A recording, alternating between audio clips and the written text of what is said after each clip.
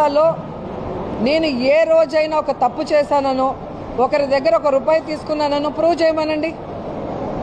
మీ పార్టీలో పనిచేసిన వ్యక్తినే కదా. ఈరోజు 24 సంవత్సరాల తర్వాత ఈరోజు ఆయన కనిపిస్తుంది నేను పదవులు అమ్ముకుంటున్నానని. దీన్ని బట్టి ఆయన స్థాయి ముఖ్యమంత్రి స్థాయి నుంచి మా స్థాయికి వచ్చేసింది అనేది గమనించాలి.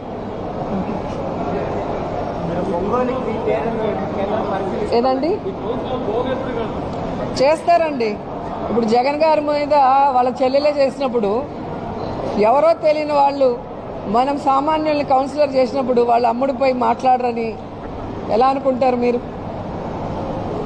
వాళ్ళ వ్యాపారం ఏంటో ఒకసారి కనుక్కోండి. వాళ్ళు ఈరోజు కౌన్సిలర్ అయ్యారు అంటే వైఎస్ఆర్సీపీ పుణ్యం.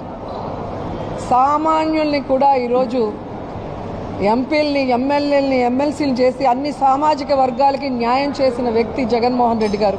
ఆయన బాటలోనే మేము కూడా రాజకీయ వాళ్ళు లేకపోయినా, రాజకీయ అర్హత లేకపోయినా మంచివాళ్ళగా, పేదవాళ్ళగా ఉన్న వాళ్ళని తీసుకురావాలనుకున్న క్రమంలో వీళ్ళు వచ్చారే తప్ప వీళ్ళు పార్టీ జెండా మోసింది లేదు, పార్టీకి పనిచేసిన వాళ్ళు కాదు. కానీ ఆ కృతజ్ఞత లేకుండా ఈరోజు ఎవరో చెప్పిన మాటలకో దేనికో లొంగి నా మీద నిందేస్తే ఖచ్చితంగా భగవంతుడు సమాధానం చెప్తాడు. నేను ఎప్పుడూ చెప్తాను, జగన్ అన్నలాగే నేను కూడా భగవంతుడిని నమ్ముతాను. ప్రజలకి సర్వీస్ చేయాలని పాలిటిక్స్లో వచ్చాను. నేను ఎవరు ఎన్ని మాట్లాడినా అది భగవంతుడికే వదిలేశాను. మాట్లాడిన వాళ్ళంతా కూడా కాలగర్భంలో కలిసిపోయారనేది చరిత్ర చూస్తే మీకే అర్థమవుతుంది. సబ్స్క్రైబ్ చేయండి.